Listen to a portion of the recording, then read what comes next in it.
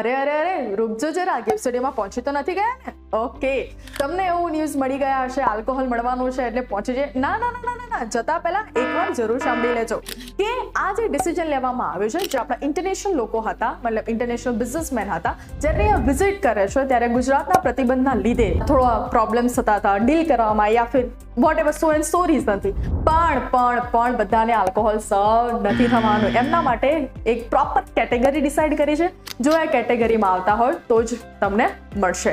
એક વસ્તુ, first rule number 1, ત્યાં તમે ગિફ્ટ સિટીમાં જે બિઝનેસીસ ચાલતા હોય એના એક એમ્પ્લોય હોવા જરૂરી છે. એમ્પ્લોય હશે તો બટ ઓબ્વિયસલી તમારી પાસે આઈડી હશે. સેકન્ડ વસ્તુ છે કે જે ઇન્ટરનેશનલ વિઝિટર્સ અહીંયા વિઝિટ કરે છે, તમને એવું લાગતું હશે કે મારો ફ્રેન્ડ ઓસ્ટ્રેલિયા ગયો હોય ને પાછો આવે તો મળે, ના મળે.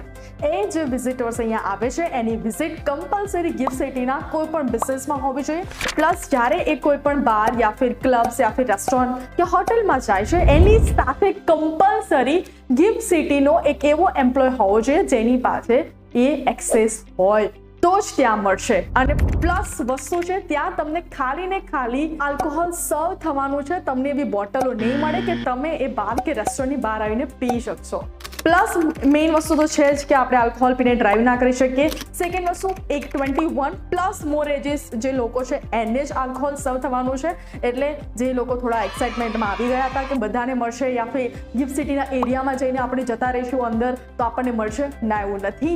રૂલ નંબર 1, તમે એમ્પ્લોય હોવા જોઈએ, તમારી પાસે એક્સેસ હોવું જોઈએ. અને સેકન્ડ, ઇન્ટરનેશનલ વિઝિટરને પણ એમને નહીં મળે, એના પાસે પણ ગિફ્ટ સિટીમાં જે વર્ક કરે છે એમ્પ્લોય એની સાથે હશે તો જ એને સર્વ કરવામાં આવશે.